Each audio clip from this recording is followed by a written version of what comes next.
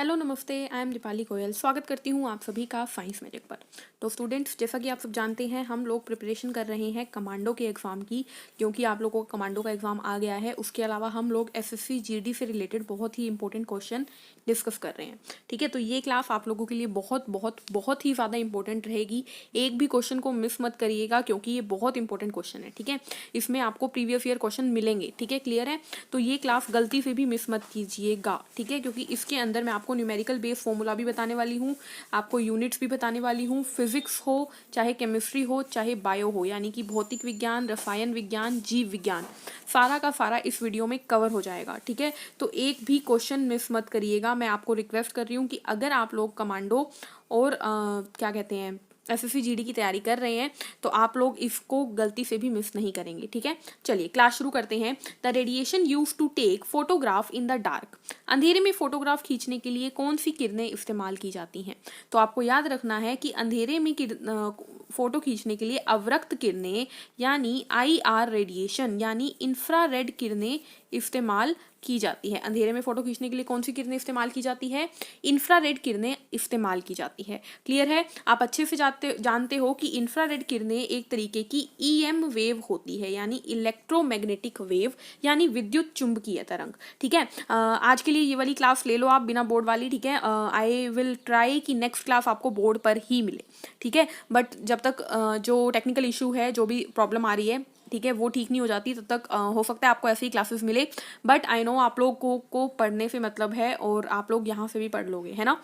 चलिए, लेकिन एक वादा है, थ्योरी क्लास में ऐसे नहीं लूंगी कभी भी, क्योंकि थ्योरी मुझे पता है क्वेश्चंस तो हो जाते हैं विदाउट बोर्ड भी, लेकिन थ्योरी सिर्फ बोर्ड से के साथ ही होती है। ठीक है, तो थ्योरी हम बोर्ड पे ही करेंगे, क्वेश्चंस यहाँ पे डिस्कस करते हैं ताकि आप लोगों का टाइम वेस्ट ना हो। क्लियर है? चलिए वापस से क्वेश्चन पे आते हैं। अंधेरे में फोटो खींचने के लिए कौन सी रेडिएशन यूज होती है? अवरक्त किरणें। अवरक्त किरणें एक प्रकार की ईएम वेव होती है। क्लियर है? चलिए नेक्स्ट क्वेश्चन देखते हैं। The SI unit of magnetic flux density, चुंबकीय फ्लक्स घनत्व की एसआई यूनिट पूछा है इसने। तो जब भी आपसे मैग्नेटिक फ्लक्स डेंसिटी की यूनिट पूछे तो आपको बोलनी है टेस्ला। क्या बोलनी है? टेस्ला जो है वो विद्युत चुंबकीय फ्लक्स घनत्व की यूनिट है, टी से इसको लिखते हैं। अगर क्वेश्चन आ जाता कि मैग्नेटिक फ्लक्स की यूनिट बताओ, ठीक है, चुंबकीय फ्लक्स की यूनिट बताओ, तो आप बताते वेबर। तो दोनों चीजों को अलग अलग याद रखना कि विद्युत चुंबकीय फ्लक्स, बार बार मैं विद्युत बोल रही हूँ, चुंबकीय फ्लक्स की यूनिट क्या है? वेबर। लेकिन चुंबकीय फ्लक्स डेंसिटी की यूनिट क्या है? टेस्ला। अब बार बार विद्युत अगर मेरे मुंह पे आ ही रहा है, तो विद्युत यानी कि इलेक्ट्रिसिटी यानी करंट की अगर मैं बात करूं, तो करंट की यूनिट भी मुझे बता दो। तो करंट की, विद्युत धारा की यूनिट होती है एम्पियर। ठीक है, एम्पियर हमारी करंट की यूनिट होती है। क्लियर है? नेक्स्ट क्वेश्चन देखते हैं। बहुत इंपॉर्टेंट क्वेश्चन है, देखिए इस पे आपको बहुत न्यूमेरिकल देखने को मिलते हैं। क्वेश्चन क्या है देखिए, resistance of a conductor is dash proportional to its length and is dash proportional to its area of cross section। एक सुचालक का प्रतिरोध लंबाई के डैश होता है तथा क्षेत्रफल के डैश होता है। तो आपको ये फॉर्मूले से क्लियरली समझ में आएगा। हमारे पास फॉर्मूला था ये वाला, है ना? इसमें आप क्या देख रहे हो कि जब जब लंबाई बढ़ती है यानी एल बढ़ता है, तब तब आर बढ़ता है। तो मैं बोल रही हूं कि आर जो है वो एल के क्या होता है? डायरेक्टली प्रोपोर्शनल होता है। डायरेक्टली का मतलब होता है एक के बढ़ने से दूसरा बढ़े, एक के कम होने से दूसरा कम हो। इसे बोलते हैं कर्मानुपाती। ठीक है, तो प्रतिरोध लंबाई के कर्मानुपाती है। लेकिन आप देख रहे हो एरिया नीचे है, जब एरिया बढ़ेगा तो प्रतिरोध घटेगा, यानी एक दूसरे से उल्टे हैं। तो आर और एरिया में क्या हम बोल सकते हैं रिलेशन है? तो आप बोलोगे इनवर्सली। इनवर्सली का मतलब उल्टे चलते हैं एक दूसरे के, एक बढ़ेगा दूसरा घटेगा। इसको बोलते हैं व्युत्क्रमानुपाती। क्या कहते हैं? व्युत्क्रमानुपाती कहते हैं। क्लियर है? अब इसको थोड़ा सा थ्योरी वाइज समझते हैं। देखिए बहुत सिंपल सा है। मान लीजिए एक छोटी सी पतली सी गली है, ठीक है, एक पतली सी गली है और आपको इसमें से निकलना है, और एक चौड़ी सड़क है, आपको उसमें से निकलना है। बताओ जाना किसमें से आसान होगा? पतली गली में आपको ट्रैफिक ज्यादा मिलेगा, चौड़ी गली में आपको ट्रैफिक कम मिलेगा। तो आप बोलोगे चौड़ी गली में से जाना आसान है। बस यहां से जा रहा है करंट, ठीक है, वो देखेगा कि प्रतिरोध यानी रुकावटें कहाँ कम हैं। तो जहां पे एरिया ज्यादा वहां पर प्रतिरोध कम। यही तो मैंने बोला था, एरिया ज्यादा प्रतिरोध कम, एरिया कम प्रतिरोध ज्यादा। सही बात है बिल्कुल। चलिए अब लंबाई की बात कर ले। अगर मान लीजिए आपको 1 किलोमीटर रास्ता तय करना है और एक बार आपको 2 किलोमीटर रास्ता तय करना है, बताओ कौन सा रास्ता तय करना ज्यादा आसान रहेगा। आप कहोगे 2 किलोमीटर तो लंबा रास्ता है, यानी लंबाई ज्यादा है, तो वहां पर आपको प्रतिरोध भी तो ज्यादा मिलेगा, है ना। तो जितनी ज्यादा लंबाई उतना ज्यादा प्रतिरोध, और जितनी कम लंबाई उतना कम प्रतिरोध। क्लियर है। चलिए तो ये था हमारा सेकंड क्वेश्चन। क्लियर है। चलिए नेक्स्ट क्वेश्चन देखते हैं। क्वेश्चन नंबर थर्ड क्वेश्चन हो गया हमारा। क्वेश्चन नंबर 4 क्या है देखिए। क्वेश्चन नंबर 4 है हमारे पास, unit of measurement of consumption of electricity in house. घर में खर्च की हुई बिजली की इकाई क्या है। तो घर में जब बिजली मापते हैं तो उसकी इकाई होती है स्टूडेंट्स किलोवाट घंटा। क्या होती है, किलो वाट घंटा यूनिट होती है। किलोवाट आवर जो होती है वो यूनिट होती है। जो बिजली के बिल आते हैं उसके ऊपर कौन सी यूनिट लिखी होती है, किलोवाट आवर लिखी होती है। क्लियर है, याद रहेगी ये बात। चलिए इसके अलावा आप जानते हैं कि वैसे पावर की यूनिट क्या होती है, यानी शक्ति की यूनिट क्या होती है, तो वाट होती है। एक और यूनिट होती है जिसे बोलते हैं हॉर्स पावर यानी अश्व शक्ति, जो कि बराबर होती है 746 वॉट के। ठीक है, ये सब आप जानते हैं ना बात। चलिए नेक्स्ट क्वेश्चन पे चलते हैं। Question number 5, the pH value of pure water. Pure water यानी शुद्ध जल का पीएच मान क्या होता है, तो 7 होता है। जो पीएच स्केल होता है वो 0 से 14 तक होता है। 7 पे न्यूट्रल होते हैं यानी उदासीन होते हैं। नई बात क्या बताने वाली हूँ, नई बात ये बताने वाली हूँ कि 7 ही नंबर पे पानी होता है और 7 ही नंबर पे लवण यानी सोल्ट होते हैं। ठीक है, पीएच स्केल किसने दिया था, तो पीएच स्केल दिया था एक साइंटिस्ट जिनका नाम है सोरेनसन ने। ठीक है, किसने दिया था, सोरेनसन ने। क्लियर है। चलिए नेक्स्ट क्वेश्चन देखते हैं। नेक्स्ट क्वेश्चन है, give an example of semiconductor. अर्धचालक का उदाहरण दो। बहुत इंपॉर्टेंट क्वेश्चन है स्टूडेंट्स। अर्धचालक क्या होते हैं, अर्धचालक वो होते हैं जिसमें से कभी बिजली कंडक्ट होती है कभी नहीं होती। ठीक है, इसका एग्जाम्पल आपसे पूछा गया है तो आप एग्जाम्पल क्या दोगे, आप दोगे सिलिकॉन। क्या दोगे, सिलिकॉन। सिलिकॉन ऑप्शन में ना हो तो जर्मेनियम। ठीक है, तो ये दोनों आपको याद रखने हैं। दो ऐसे एलिमेंट है, दो ऐसे तत्व हैं जिनसे कि क्या होता है, जिनसे कि अर्धचालक बनते हैं। क्लियर है। Next question, unit of atomic size R. परमाणु आकार की क्या इकाई क्या है, परमाणु आकार की इकाई क्या है। तो आपको याद होगा जब हम एक परमाणु देखते हैं तो हमने आपको बताया बीच में क्या होता है, नाभिक। और परमाणु का साइज हम डिस्कस करते हैं 10⁻⁻10 मीटर। और ये किसके बराबर होता है, ये होता है 1 एंगस्ट्रॉम के बराबर। तो परमाणु साइज की इकाई आपको याद रखनी है क्या है, 1 एंगस्ट्रॉम। यानी परमाणु के आकार को हम मापते हैं एंगस्ट्रॉम में। किसमें, एंगस्ट्रॉम में। ठीक है, एंगस्ट्रॉम को लिखते कैसे हैं, एंगस्ट्रॉम को लिखते हैं A0 से, और ये बराबर होता है 10⁻⁻10 मीटर के। साथ ही साथ एक और क्वेश्चन डिस्कस कर लेते हैं। वो क्या है कि एटम का साइज तो मैंने आपको बता दिया 10⁻⁻10, लेकिन नाभिक का साइज क्या होता है, तो नाभिक का साइज याद रखना है 10⁻⁻15 मीटर। और ये बात किसने बताई थी, ये बात बताई थी रदरफोर्ड ने, है ना। याद आई सारी बातें। चलिए आगे बढ़ते हैं नेक्स्ट क्वेश्चन पे। Who propose the first atomic model. तो परमाणु का पहला मॉडल किसके द्वारा दिया गया। तो स्टूडेंट्स यहाँ पर आपको याद रखना है परमाणु के बारे में पहली बार डाल्टन साहब ने बात की थी। उन्होंने क्या दी थी, उन्होंने परमाणु की सिद्धांत की थ्योरी दी थी, एटॉमिक थ्योरी दी थी। उन्होंने क्या बोला था कि जितने भी दुनिया में पदार्थ होते हैं, दुनिया में जितने भी मैटर होते हैं, वो सभी बनते हैं किससे, सबसे छोटी इकाई से जिसे हम परमाणु यानी एटम कहते हैं। और वो बहुत फेमस हुए थे।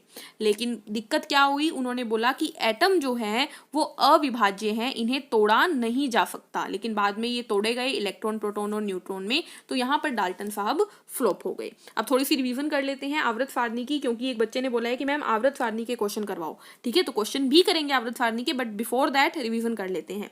पहला मॉडल हमने आपको बता दिया, किसने दिया, डाल्टन साहब ने, जिनका पूरा नाम है जॉन डाल्टन। फिर आए थे हमारे जे थॉमसन साहब, जिन्होंने तरबूज मॉडल दिया और इलेक्ट्रॉन की खोज की। कौन सा मॉडल दिया था, तरबूज, वाटरमेलन मॉडल दिया था।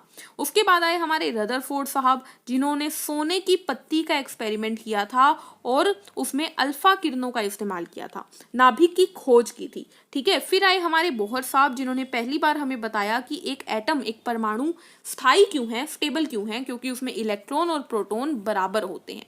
ठीक है, बोहर साहब ने ही KLMN कक्षों के बारे में बताया था। बोहर साहब ने ही एक फॉर्मूला दिया था 2n², जिसे बोहर फॉर्मूला बोलते हैं।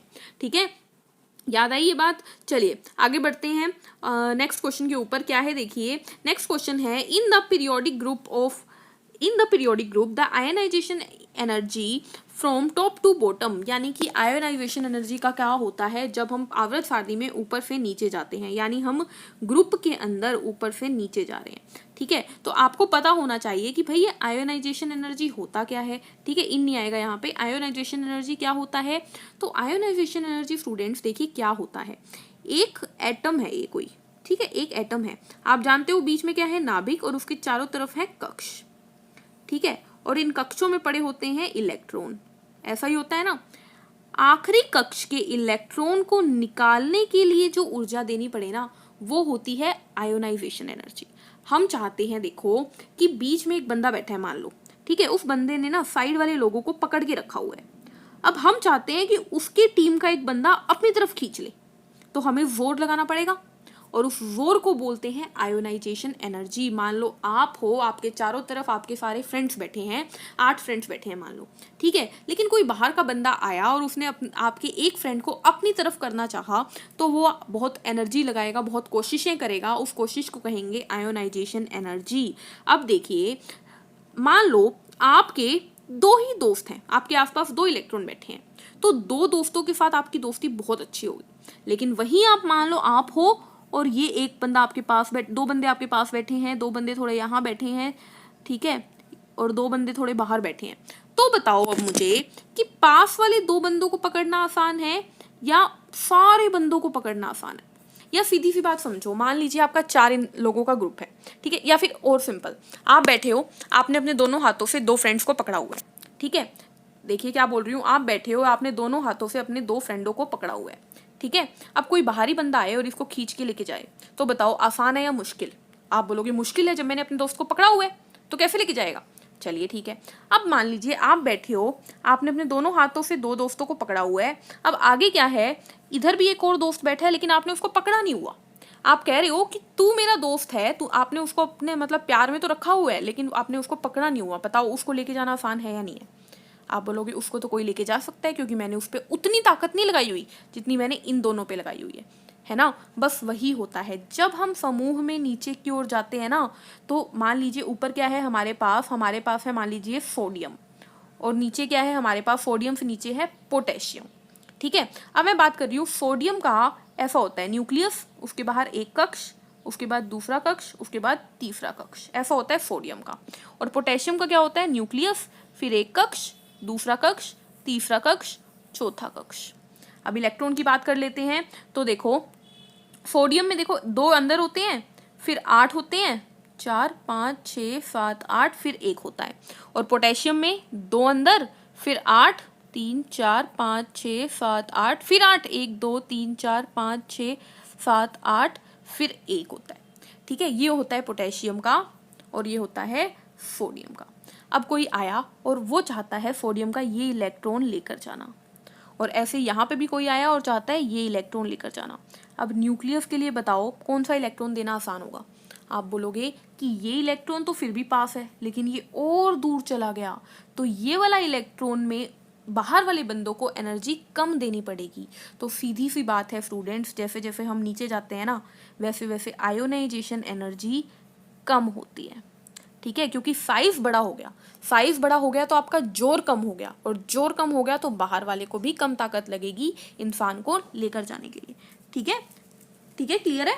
चलिए, आई होप समझ में आ गया होगा। नहीं आया हुआ तो आप इस क्वेश्चन को याद कर सकते हैं, रट्टा मार सकते हैं कि जब हम ऊपर से नीचे जाते हैं तो आकार यानी साइज जो है वो बढ़ता है, लेकिन आयोनाइजेशन एनर्जी घटती है। ये बात याद रखनी है आपको। ठीक है, चलिए नेक्स्ट क्वेश्चन देखते हैं।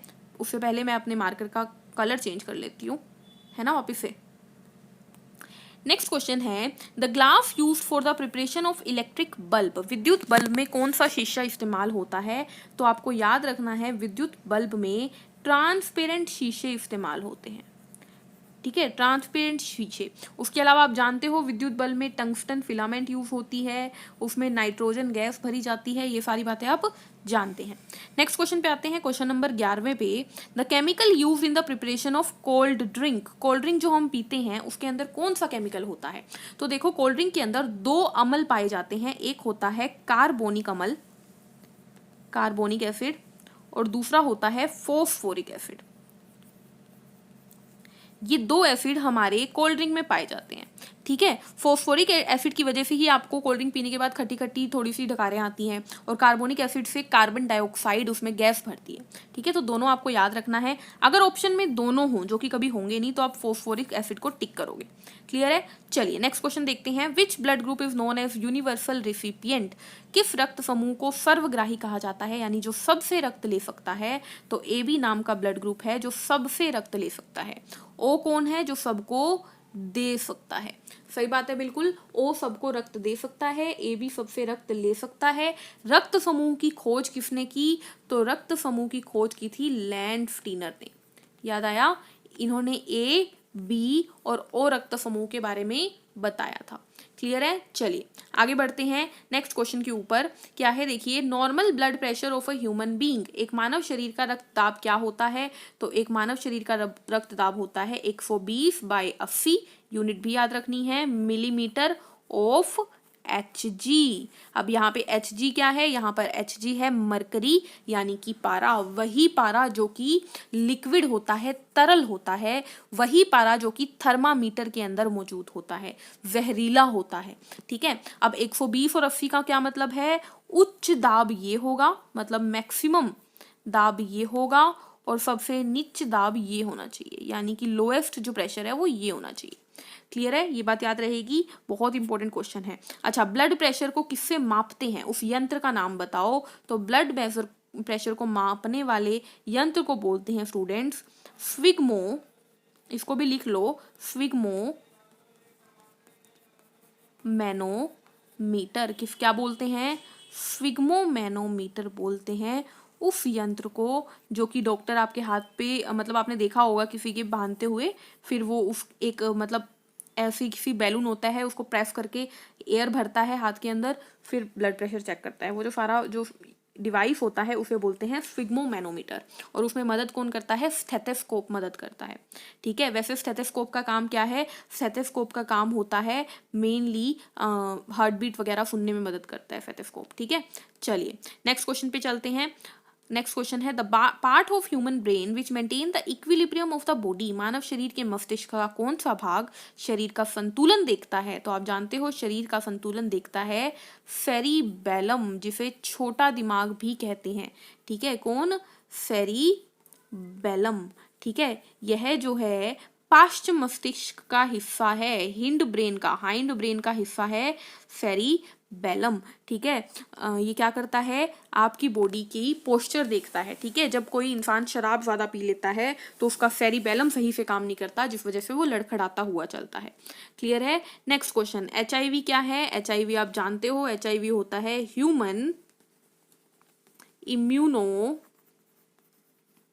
Deficiency virus. यह एक विषाणु है जिसकी वजह से एड्स नामक बीमारी होती है। एड्स की फुल फॉर्म आप लोग मुझे कहाँ बताएंगे? कमेंट्स में बताएंगे एड्स की फुल फॉर्म क्या है। ठीक है, एड्स को चेक करने के लिए एक टेस्ट होता है जिसे कहते हैं एलिसा टेस्ट। ठीक है, इसकी फुल फॉर्म आपसे कभी नहीं पूछी जाएगी, लेकिन फिर भी मैंने बताई हुई है, एंजाइम लिंक्ड इम्यूनो सोर्बेंट एसे। ठीक है, ये है एड्स की फुल फॉर्म। एड्स क्या है? एक सेक्सुअल ट्रांसमिटेड डिसीज है, यानी यौन संबंधों से फैलने वाली बीमारी है। यह रक्त से भी फैल जाती है, यानी कि किसी एड्स वाले पर्सन का रक्त किसी नॉर्मल इंसान को दे दिया जाए तो भी फैलती है। माँ से बच्चे में भी चली जाती है ये बीमारी। ठीक है, चलिए नेक्स्ट क्वेश्चन देखते हैं। Which disease is caused by deficiency of iodine, iodine की कमी से कौन सा रोग होता है? तो आई थिंक ये क्वेश्चन तो आप लोगों को रट ही चुका होगा, घेंघा यानी कि ग्वाइटर रोग। मैं आपसे उम्मीद करती हूँ कि ये क्वेश्चन तो पेपर में कोई गलत नहीं करके आएगा, ठीक है, क्योंकि मुझे लगता है कि मैं ज़्यादातर वीडियो में ये क्वेश्चन डालती हूँ क्योंकि ये ज़्यादातर पेपर में आता है, ठीक है। तो ग्वाइटर रोग जो है वो कब होता है? आयोडीन की कमी से। किस ग्रंथि से जुड़ा हुआ रोग है? तो ये थायराइड ग्रंथि से जुड़ा हुआ रोग है। थायराइड ग्रंथि कहाँ पे होती है? तो थायराइड ग्रंथि हमारे गले के रीजन में होती है। कौन से आकार की होती है? तो यह यहाँ पे होती है, ठीक है। आकार इसका कुछ इस प्रकार का तितली जैसा आकार होता है, इसको बटरफ्लाई शेप भी कहते हैं, ठीक है। थायराइड ग्रंथि से कौन सा हार्मोन निकलता है? तो थायरोक्सिन निकलता है और कैल्सिटोनिन निकलता है, ठीक है। आपकी बॉडी की जितनी भी चयापचय प्रोसेस होती है यानी कि बेसिक प्रोसेसेस होती है, मेटाबॉलिक प्रोसेसेस होती है, उसे कंट्रोल करती है थायराइड ग्रंथि। थायराइड ग्रंथि का आकार क्या बताया मैंने? बटरफ्लाई जैसा, बटरफ्लाई होती है ना ऐसी, उसके जैसा ही थायराइड ग्रंथि का आकार होता है। क्लियर है? चलिए नेक्स्ट क्वेश्चन पे चलते हैं। क्या है देखिए, the chemical that is found in the largest quantity in the sun. तो सूरज में सबसे ज्यादा स्टूडेंट्स हाइड्रोजन पाई जाती है। क्या पाई जाती है? हाइड्रोजन तत्व जो है। एक्चुअली केमिकल नहीं आना था, यहाँ पे तत्व आना चाहिए था, लेकिन ऑप्शन से आपका कहानी क्लियर हो जाएगी। तो हाइड्रोजन वह तत्व है जो कि हमारे सूर्य में सबसे ज्यादा होता है। क्लियर है? Next question, king of fruit, फलों का राजा कौन है? तो फलों का राजा है आम। अच्छा, अम्लों का राजा कौन है? अम्लों का, एसिड का राजा, अम्लों का राजा होता है H2SO4 यानी कि सल्फ्यूरिक एसिड। क्या होता है? जिसे ऑयल ऑफ विट्रियोल भी कहते हैं, ठीक है। अच्छा, मैंने कॉपर सल्फेट का नाम पूछा था आप लोगों से लास्ट वीडियो में, तो आप जानते हैं कॉपर सल्फेट को ब्लू विट्रियोल कहते हैं यानी नीला थोथा कहते हैं। क्या कहते हैं? नीला थोथा। और मैंने कौन कौन से क्वेश्चन पूछे थे? मैंने पूछा था कि मलेरिया फैलाने वाला मच्छर कौन सा है? तो आप सभी ने बिल्कुल सही आंसर दिया, फीमेल एनाफिलस यानी कि मादा एनाफिलीज मच्छर जो है वो क्या करता है? बीमारी फैलाता है मलेरिया की। फैलाता है कहा है मैंने, करता है नहीं, फैलाता है, ठीक है। 5 किंगडम क्लासिफिकेशन किसने दिया था? तो RH विटकर ने दिया था, ठीक है, RH विटकर ने दिया था। 6 किंगडम किसने दिया था? तो वूव ने दिया था। किसने दिया था? वूव ने दिया था, ठीक है। तो ये सारी चीजें आप लोगों ने आंसर में बिल्कुल करेक्ट बताई है, और जिसने बताई है वो उन सभी के लिए clapping and very good. Next question देखते हैं। क्या है देखिए, which fruit crop has maximum content of protein.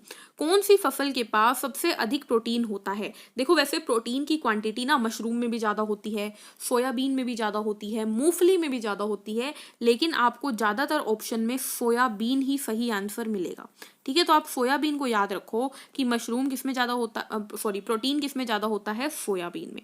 इसके अलावा मैंने आपको बताया मूंगफली में भी सोयाबीन ज़्यादा, प्रोटीन ज़्यादा होता है, और जो हमारी मशरूम होते हैं उसमें भी प्रोटीन बहुत ज़्यादा होता है, 50 से 55% प्रोटीन होता है मशरूम में। क्लियर है? Next question, carbohydrate consist of. Carbohydrate के पास क्या होता है? तो तोड़ दो भाई, कार्बो के पास कार्बन, हाइड्रेट के पास हाइड्रोजन और ऑक्सीजन। तो कार्बोहाइड्रेट यानी कि जितनी भी चीनी है, जितनी भी सारी शर्करा है, जिसे हम सैकेराइड भी बोलते हैं, ये किससे मिलकर बनता है? CHO यानी कार्बन हाइड्रोजन ऑक्सीजन। और कार्बन हाइड्रोजन ऑक्सीजन की रेशो क्या होती है? 1:1। जैसे कि C6H12O6 किसका फॉर्मूला है? इसी को ग्लूकोज का फॉर्मूला कहते हैं, इसी को फ्रक्टोज का फॉर्मूला कहते हैं। बहुत बार पूछा जाता है फ्रक्टोज का फॉर्मूला, तो ये है C6H12O6। देखो, 6 carbon 6 carbon, 12 hydrogen 12 hydrogen, 6 carbon 6 carbon, काटो, 1 पे गया, 2 पे गया, 1 पे गया, रेशो क्या आई? 1:1। यही तो मैंने बोला। तो CHO मिलकर क्या बनाता है? कार्बोहाइड्रेट। अच्छा, कार्बोहाइड्रेट के पाचन के बाद क्या कन्वर्ट होता है? तो ये कन्वर्ट हो जाता है ग्लूकोज में, ठीक है। कार्बोहाइड्रेट में मैंने आपको मोनोसेकेराइड करवाए, कौन कौन से? ग्लूकोज करवाया था जो कि हमें इंस्टेंट एनर्जी देता है, फ्रक्टोज करवाया था जो कि फलों में होती है, और गैलेक्टोज करवाया था जो कि दूध की चीज़ों में होती है, ठीक है। फिर मैंने डाइसेकेराइड करवाया है, यानी 2 मोनोसेकेराइड से मिलकर बनने वाले। तो 2 ग्लूकोज से मिलकर बनता है क्या? माल्टोज, जो कि शराब में यानी माल्टा में होती है। ग्लूकोज और फ्रक्टोज से मिलकर बनता है सुक्रोज, जो कि गन्ने में होता है, ठीक है। और ग्लूकोज प्लस गैलेक्टोज से मिलकर बनता है लैक्टोज, जो कि दूध दही में होता है। क्लियर है? चलिए आगे बढ़ते हैं। पॉलीसेकेराइड करवाए मैंने, उसके बाद पॉलीसेकेराइड में मैंने आपको कौन कौन से करवाए थे? तो सेलुलोज, जो कि पादप कोशिका में होता है, काइटिन, जो कि कवक कोशिका में होता है, स्टार्च जो कि पादपों का रिजर्व फूड है, और ग्लाइकोजन जो कि हमारा इंसानों का रिजर्व फूड है, ग्लाइकोजन। ठीक है, चलिए आगे बढ़ते हैं नेक्स्ट क्वेश्चन पे।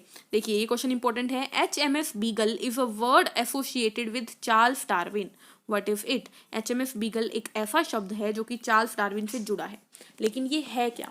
तो मैंने आपको बताया था चार्ल्स डार्विन एक साइंटिस्ट है जिन्होंने इवोल्यूशन की स्टडी की थी। किसकी स्टडी की थी? उद्विकास की अध्ययन किया था, और इसीलिए इन्हें उद्विकास का जनक यानी फादर ऑफ इवोल्यूशन बोलते हैं। क्लियर है? उसके बाद मैंने क्या बताया था, चार्ल्स डार्विन साहब एक शिप पे जिसका नाम था HMS बीगल, शिप जिसका नाम था HMS बीगल पर बैठकर एक आइलैंड पे गए। उस आइलैंड का नाम था गैलापागोस आइलैंड, और वहां पे उन्होंने 14 प्रकार की बीक वाले पक्षी देखे थे। ठीक है, तो ये बात किसने बोली? चार्ल्स डार्विन ने बोली। क्लियर है? Next question, the use of galvanometer. Galvanometer का कार्य क्या होता है स्टूडेंट्स? तो गैल्वेनोमीटर जो होता है वो करंट को मापता है, यानी विद्युत धारा को मापता है। लेकिन इसमें और अमीटर में क्या अंतर है? क्योंकि अमीटर भी करंट को ही मापता है, अमीटर भी करंट को ही मापता है। तो अंतर क्या है? अंतर ये है कि अमीटर बड़ी वैल्यू के करंट को मापता है और गैल्वेनोमीटर बहुत छोटी वैल्यू को भी माप देता है। क्लियर है? चलिए नेक्स्ट क्वेश्चन पे चलते हैं। Instrument use to convert AC current to DC current. प्रत्यावर्ती धारा को दिष्ट धारा में बदलने वाला इंस्ट्रूमेंट कौन सा है? तो आपको याद रखना है रेक्टिफायर, और अगर DC से AC बोल दे तो इन्वर्टर, इन्वर्टर जो घर में लगे होते हैं वो। ठीक है, next question, tongue related to taste. जिस तरह जीभ जो है हमारे स्वाद से जुड़ी है, उसी तरह ईयर किससे जुड़ा है? तो जीभ स्वाद से है, तो ईयर हियरिंग से है, यानी सुनने से है। ठीक है, श्रवण से है। ओके, तो नेक्स्ट क्वेश्चन क्या है स्टूडेंट्स? नेक्स्ट क्वेश्चन है parsec is the unit of. Parsec किसकी इकाई है? तो आपको याद रखना है पार्सेक जो है वो दूरी यानी कि डिस्टेंस की इकाई है। ठीक है, जैसे कि प्रकाश वर्ष, याद है लाइट ईयर जो कि हमने यूनिट पढ़ी थी, ये भी किसकी थी? ये भी दूरी की इकाई थी। उसी तरीके से पार्सेक भी किसकी इकाई है? डिस्टेंस की इकाई है। क्लियर है? नेक्स्ट क्वेश्चन आता है, detergents are sodium and potassium salt of. Detergent जो होते हैं घर में, साबुन वगैरह जो इस्तेमाल होती है, सरफ इस्तेमाल होता है एक्चुअली, उसके अंदर सोडियम और पोटेशियम साल्ट होते हैं, लेकिन किसके? तो आपको याद रखना है ये होते हैं सल्फोनिक एसिड के। किसके?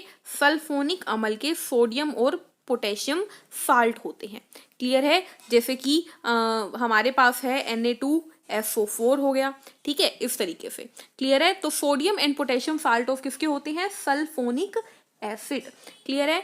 Next question, the ultimate source of energy. ऊर्जा का अंतिम स्रोत है, तो आखिर में कुल ऊर्जा, दुनिया में ऊर्जा आती कहाँ से है? तो पौधों को ऊर्जा कहाँ से मिलती है? सन से मिलती है। तो अल्टीमेट सोर्स तो हमारा सूर्य ही है, क्योंकि पौधों में ऊर्जा आती है सूर्य से। पौधे खाना बनाते हैं सनलाइट की मदद से, उसे हम खाते हैं या उसे कोई और खाता है और उन्हें ऊर्जा मिलती है। तो अल्टीमेट सोर्स क्या है? सन है। क्लियर है? Next question, non metals are generally bad conductor of electricity. तो यहाँ से आपको एक आंसर मिल रहा है कि नॉन मेटल क्या होते हैं? बिजली के कुचालक होते हैं। However, graphite is a good conductor of electricity because it has। लेकिन फिर भी ग्रेफाइट जो कि कार्बन का एलोट्रोप है, और कार्बन क्या है? एक अधातु यानी नॉन मेटल, वो फिर भी कुचालक नहीं है, सुचालक है। ऐसा क्यों? तो स्टूडेंट्स इसका आंसर क्या जाएगा? देखो, ग्रेफाइट जो है उसका मैंने आपको स्ट्रक्चर बताया था आखिरी वीडियो में, और मैंने बताया था कि उसके पास फ्री इलेक्ट्रॉन होते हैं। ठीक है, अभी मैं टाइम वेस्ट नहीं करूंगी उसको दोबारा डिटेल में बता के, क्योंकि आप लोगों को पहले बता चुकी हूँ। तो उसके पास फ्री इलेक्ट्रॉन होते हैं, और ये फ्री इलेक्ट्रॉन ही बिजली के सुचालक बनाते हैं ग्रेफाइट को। ठीक है, बिजली का सुचालक ये है, फ्री इलेक्ट्रॉन ही बनाते हैं। ठीक है, ओके। नेक्स्ट, इसके अलावा आप याद रखना है आपको डायमंड, हीरा, हीरा जो होता है वो उष्मा का सुचालक होता है। उष्मा का सुचालक होता है हीरा, ये बात भी आपको याद रखना है। जबकि हीरा भी क्या है? कार्बन का एलोट्रोप, कार्बन का अपरूप है, यानी कि अधातु है। क्लियर है? नेक्स्ट क्वेश्चन, थायोकोल क्या है? तो थायोकोल स्टूडेंट्स क्वेश्चन पूछा जा सकता है क्या होता है? तो यह एक बहुलक होता है। यह एक पॉलीमर होता है जो बहुत सारे मोनोमर से मिलकर, बहुत सारे एक लग से यानी मोनोमर से मिलकर बनता है। ठीक है, प्लास्टिक जैसा ही होता है और काफ़ी चीज़ों में इस्तेमाल होता है। Next question, solution of washing soda is acidic और बेसिक। धोना सोडा का विलयन अम्लीय है या क्षारीय है? तो स्टूडेंट्स यहाँ पर आपको चीज़ समझनी है। देखो क्वेश्चन में क्लियरली पूछा है कि सॉल्यूशन एसिडिक है या बेसिक। अगर वो आपको क्लियर पूछ ले एसिड या बेस तो आप बोलोगे सॉल्यूशन बेसिक है। ठीक है, लेकिन अगर ऑप्शन में लवण हो कि क्या वॉशिंग सोडा एक लवण है तो आप बोलोगे हाँ। ठीक है, यानी कि पहली चॉइस हमेशा लवण यानी साल्ट को दोगे और दूसरी चॉइस बेसिक यानी क्षार को दोगे। अब ऐसा क्यों स्टूडेंट्स? तो आप जानते हो, बताओ मुझे, धोना सोडा का फॉर्मूला क्या होता है? वॉशिंग सोडा का फॉर्मूला होता है Na2CO3.10H2O। ये होता है हमारा धोना सोडा। अब देखो ये Na पता है कहाँ से आया? ये Na आया है NaOH से और ये CO3 आया है H2CO3 से। ठीक है, जब एक एसिड यानी कि कार्बोनिक एसिड और एक बेस यानी कि सोडियम हाइड्रोक्साइड मिला तभी तो बना सोल्ट। कोई भी लवण कब बनता है? जब एक एसिड में एक बेस मिलता है तब ही लवण और पानी बनता है। ठीक है, और इसी रिएक्शन को कहते हैं न्यूट्रलाइजेशन रिएक्शन, उदासीकरण क्रिया। बस तो यही पे तो बात आ रही है। देखो एक बेस और एक एसिड मिला और लवण बन गया, लेकिन आप ध्यान से देखो है तो ये लवण, लेकिन जब ये टूटेगा तो ये क्या देगा? ये NaOH और H2CO3 देगा। NaOH क्या होता है? NaOH एक स्ट्रोंग बेस होता है, यानी कि एक प्रबल क्षार है ये हमारा, जबकि H2CO3 एक कमजोर अम्ल है यानी वीक एसिड है। ठीक है, तो अब एक बीकर है जिसमें बहुत अच्छा क्षार पड़ा है लेकिन कमजोर एसिड पड़ा है, तो बताओ वो बीकर में सॉल्यूशन क्या होगा? तो आप बोलोगे बेसिक होगा। समझ में आया? तो सॉल्यूशन बेसिक होगा क्योंकि वॉशिंग सोडा जो है वो कॉम्बिनेशन है एक स्ट्रोंग बेस और एक वीक एसिड का। ठीक है, जबकि अगर इसकी जगह मैं NaCl लिख देती तो आप देखो NaCl कहाँ से आया है? एक स्ट्रोंग बेस NaOH से और एक स्ट्रोंग एसिड HCl से, तो दोनों स्ट्रोंग है, तो सॉल्यूशन क्या होगा? अभी भी सोल्टी ही रहेगा, यानी सॉल्यूशन न्यूट्रल रहेगा क्योंकि दोनों ही स्ट्रोंग है। लेकिन एक स्ट्रोंग एक वीक हो जाता है तो वहां पे क्या हो जाती है? गड़बड़ हो जाती है। समझे आप? चलिए next question, anaemia is caused by the deficiency of. तो अनीमिया किसकी कमी से होता है? तो अनीमिया होता है लोहे की कमी से। बॉडी में जब लोहा यानी आयरन कम हो जाता है तो अनीमिया हो जाता है। क्लियर है? इसके अलावा आपको याद रखना है अगर ऑप्शन में लोहा हो ही ना तो विटामिन B12 की कमी से भी अनीमिया होता है। किसकी कमी से? विटामिन B12, जिसे साइनोकोबालमीन कहते हैं, जो कि दूध दही जैसी चीज़ों में मिलता है, जिसकी कमी से बाल सफ़ेद भी हो जाते हैं, वही है विटामिन B12। ऐसा विटामिन जिसके अंदर कोबाल्ट नाम का तत्व होता है। क्लियर है? चलिए next question, in human body kidney is a part of which system. मानव शरीर में वृक्क किस तंत्र का अंग है? तो किडनी जो है वो उत्सर्जन तंत्र का अंग है। किसका? उत्सर्जन यानी एक्सक्रीटरी सिस्टम का अंग है, क्योंकि किडनी क्या है? किडनी है हमारे उत्सर्जन तंत्र की इकाई, यूनिट है, जो कि क्या बनाती है? यूरिन बनाती है। अगर आपसे पूछ लिया जाए बॉडी में कितनी किडनी होती है तो बॉडी में 2 किडनी होती हैं, कुछ इस तरीके की। ठीक है, राजमा जैसे आकार की, बीन जैसे आकार की। ठीक है, भूरे रंग की, लाल भूरे रंग की होती है।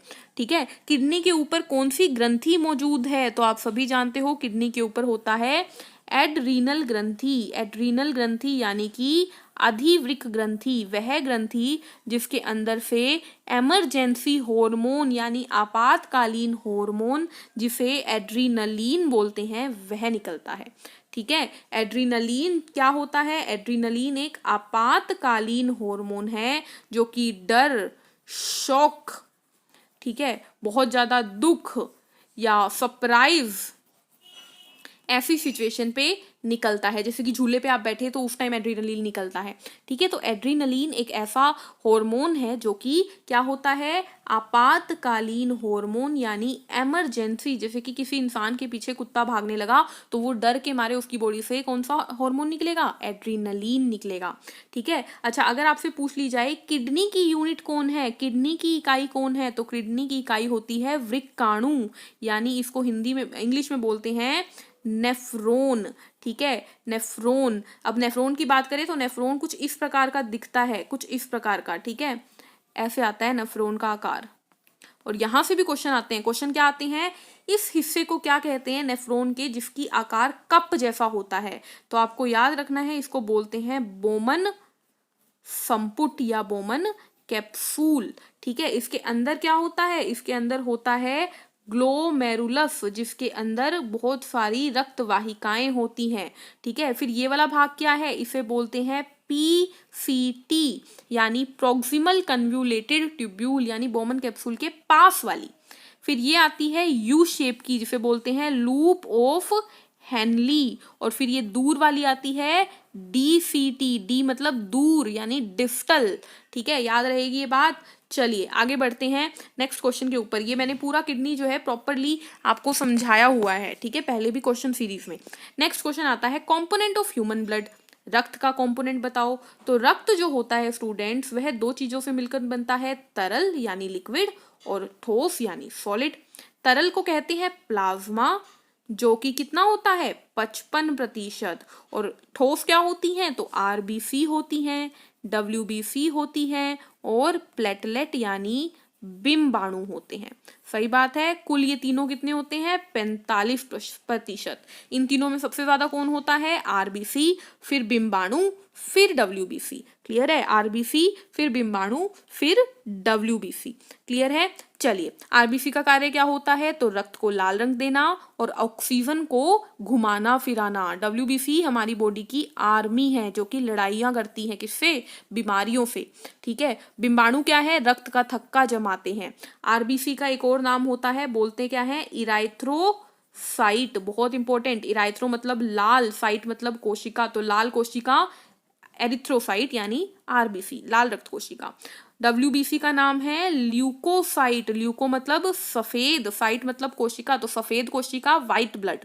और प्लेटलेट को बोलते हैं थ्रोम्बोसाइट, थ्रोम्बो का मतलब रक्त का थक्का, साइट का मतलब कोशिका, तो रक्त का थक्के वाली कोशिका थ्रोम्बोसाइट। क्लियर है, याद रहेगी ना ये बात, सारी बातें हमने डिस्कस की हुई है। अच्छा चलिए अगले क्वेश्चन पे चलते हैं।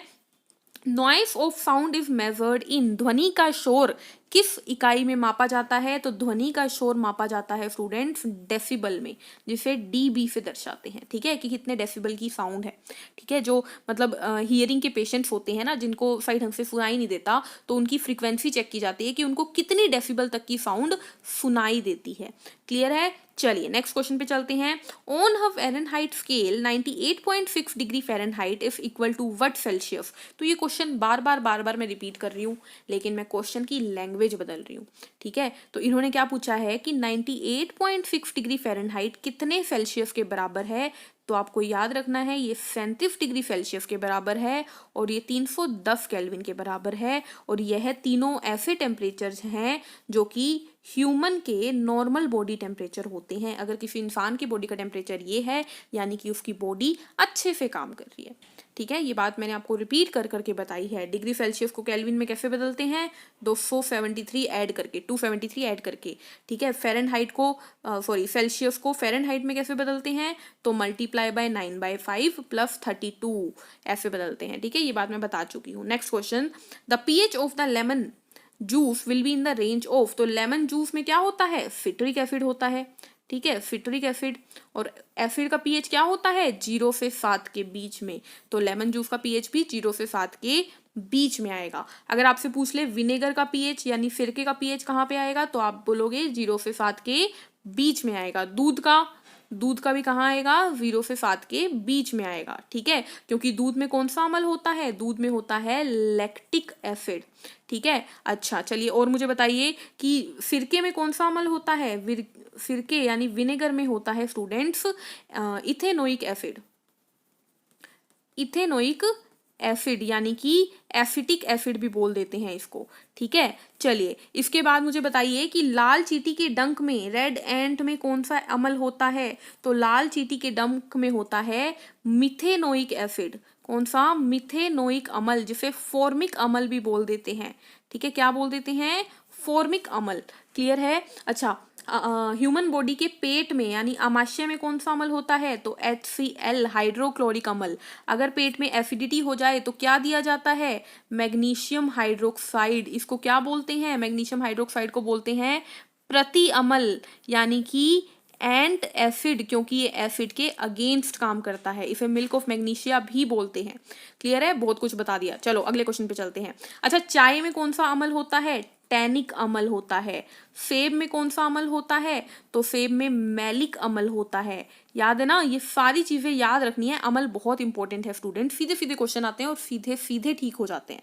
ठीक है, चलिए नेक्स्ट क्वेश्चन देखते हैं। Disease caused by the deficiency of vitamin B. Vitamin B की कमी से कौन सा रोग होता है, तो बेरी बेरी होता है। ठीक है, ये भी याद रखना है। अच्छा, विटामिन डी की कमी से कौन सा रोग था, तो रिकेट सबसे इंपॉर्टेंट रोग था विटामिन डी की कमी से। ठीक है, विटामिन ए की कमी से कौन सा होता है, तो रतौंधी सबसे जरूरी बीमारी थी विटामिन ए की कमी से। क्लियर है। चलिए नेक्स्ट क्वेश्चन देखते हैं क्या है। Which part of the body make RBC. तो आरबीसी कौन बनाता है भाई, तो हम लोगों में बोन मैरो यानी अस्थि मज्जा आरबीसी बनाती है, लेकिन बच्चों में लीवर यानी यकृत आरबीसी बनाता है, क्योंकि उनमें तब तक बोन मैरो नहीं होती। क्लियर है। नेक्स्ट क्वेश्चन क्या है हमारे पास, नेक्स्ट क्वेश्चन है where does the bile juice is formed in the body. शरीर में पित्तरस कहाँ बनता है, तो बाइल जूस कहाँ बनता है, तो बनने का जब पूछे तो बनता है लीवर यानी यकृत में। बाइल जूस बनता है लीवर यानी यकृत में, लेकिन स्टोर कहाँ पर होता है, संग्रहित कहाँ पे होता है, तो पित्ताशय में यानी कि गोल ब्लैडर में। स्टोर होता है गोल ब्लैडर में, लेकिन बनता है लीवर में। अच्छा, बाइल जूस का कार्य क्या है, बाइल जूस का कार्य है कि बड़े बड़े वसा के मॉलिक्यूल को, वसा के जो बड़े बड़े अणु होते हैं खाने में, उनको छोटे छोटे वसा के कणों में तोड़ देता है, और इस प्रोसेस को कहते हैं इमल्सिफिकेशन ऑफ फैट। क्या कहते हैं, इमल्सिफिकेशन ऑफ फैट, यानी कि वसा का पायसीकरण, या इसी को हिंदी में बोलते हैं वसा का इमल्सीकरण। ठीक है, एक ही बात है, याद है ये बात। अच्छा, बाइल जूस कार्य कहाँ करता है, तो बाइल जूस कार्य करता है लीवर से, पहले गोल ब्लैडर में जाके स्टोर हो जाएगा और फिर इंटेस्टाइन की ग्रहणी में यानी ड्यूडेनम के अंदर कार्य करता है खाने के ऊपर। क्लियर है। चलिए नेक्स्ट क्वेश्चन देखते हैं, question number 40। RH factor is named due to. RH कारक का नाम किसके कारण रखा गया, तो देखो RH का मतलब यहाँ पे होता है रीजस बंदर से, क्योंकि पहली बार जो हमारे कार्ल लैंडस्टीनर थे, उन्होंने और उनके साथियों ने रीजस बंदर के अंदर एक नई एंटीजन जिसे बोला गया डी प्रतिजन, डी एंटीजन खोजी, और जिसमें डी थी वो कहलाया RH पॉजिटिव, और जिसमें डी नहीं थी वो कहलाया RH नेगेटिव। तो RH का मतलब क्या है स्टूडेंट्स, तो रीजस, क्या है, रीजस बंदर जो है वो RH का मतलब है। The cause of AIDS. AIDS किससे होता है, तो एड्स जो होता है वो होता है HIV वायरस से। HIV वायरस की मैंने इसी क्लास में आपको फुल फॉर्म बताई है। एड्स फैलता किससे है, देखो कोज का मतलब आप समझ जाना HIV है। ठीक है, ऑप्शन में चाहे कुछ मर्जी हो। ठीक है, अगर फैलने की बात करें तो फैलता है ये यौन संबंधों से। ठीक है, सेक्सुअली ट्रांसमिटेड डिसीज है ये, तो यौन संबंधों से फैलता है, ब्लड से फैलता है, रक्त से फैलता है, माता से बच्चे में जाता है। क्लियर है। चलिए next question. Bauxite is the ore of. Bauxite किसका अयस्क है, तो ओर में देखो स्टूडेंट्स बहुत सारे ओर हैं याद करने को, तो मैंने करवाई हुई है, विद ट्रिक करवाई हुई है, लेकिन याद मेन कौन सा रखना है आपको, बॉक्साइट याद रखना है, ये एल्यूमिनियम का ओर है। ठीक है। Next question, which vitamin is important for the production of RBC। Body में RBC के उत्पादन के लिए कौन सा विटामिन महत्वपूर्ण है, तो आपको याद रखना है विटामिन C बहुत जरूरी होता है RBC के बनने के लिए। ठीक है, RBC की प्रोडक्शन के लिए विटामिन C जिसको बोला जाता है एस्कॉर्बिक अम्ल बहुत जरूरी होता है। ये किसमें होता है, खट्टे फलों में होता है। क्लियर है। Next question, what is present in hard water. Hard water यानी कठोर जल में क्या होता है, ऐसा पानी जिसमें जल्दी से झाग नहीं बनते। ठीक है, उसमें होते हैं कैल्शियम +2 के आयन और मैग्नीशियम +2 के आयन। तो आपको याद रखना है कैल्शियम और मैग्नीशियम सॉल्ट होते हैं किसमें, हार्ड वाटर यानी कठोर जल में। Next, best conductor of electricity, बिजली का सबसे अच्छा कंडक्टर कौन है, सुचालक कौन है, तो चांदी यानी सिल्वर जो है वो बिजली की सबसे अच्छी चालक है, ठीक है, जिसे Ag से लिखते हैं। और चांदी के बाद कौन आता है, तो कॉपर आता है। कॉपर भी बिजली का बहुत अच्छा चालक है। क्लियर है। चलिए, हमारे घर में जो तारे होती हैं वो किसकी बनी होती है, कॉपर की, लेकिन जो सौर ऊर्जा के सेल होते हैं, सोलर सेल, वो बनते हैं चांदी के, इसलिए वो महंगे होते हैं। क्लियर है, क्योंकि अगर घर की तारे चांदी से बनने लगी तो भाई लोग बिजली की तारे तो देखो कॉपर की चुरा लेते हैं, तो भाई पता नहीं चांदी की तारों का तो क्या ही होगा, है ना। चलिए next question, study of living organism in lowest temperature is known as, जब सबसे कम तापमानों पर जीवित जीवों के अध्ययन किया जाता है, यानी कि मान लीजिए हम चूहे की स्टडी कर रहे हैं लेकिन बहुत कम टेम्परेचर पे, कि उसकी क्या सिचुएशन होती है ये देखते हैं। यानी कि जब भी टेम्परेचर की बात कर ली जाए लोअर टेम्परेचर पे स्टडी क्या कहलाती है, तो आप कहोगे कहलाती है क्रायोबायोलॉजी। ये एक नया क्वेश्चन है लेकिन मुझे पता नहीं क्यों ऐसा लग रहा है कि ये इंपॉर्टेंट क्वेश्चन है। तो क्रायो जीव विज्ञान क्या है, क्रायो जीव विज्ञान है जीवों का अध्ययन लेकिन कम तापमान पर। क्लियर है। Next question, question number 47, where does the synthesis of vitamin A in the human body take place, यानी कि मानव शरीर में विटामिन ए कहाँ पर बनता है, तो ये आपको याद रखना है लीवर में यानी यकृत में बनता है।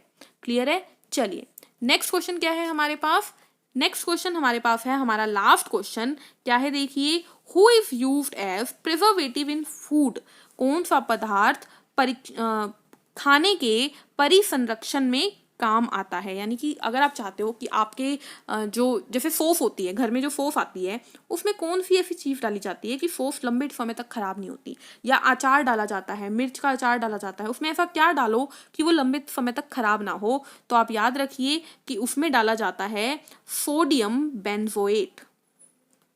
क्या डाला जाता है, सोडियम बेंजोएट डाला जाता है, उसे लंबे समय तक खराब होने से रोकने के लिए। ठीक है, और भी बहुत चीज़ें डाली जाती है, बेकिंग सोडा डाला जाता है, नमक डाला जाता है, लेकिन sodium benzoate most important answer है। खाने को लंबे समय तक बचाए रखने के लिए सोडियम बेंजोएट डाला जाता है।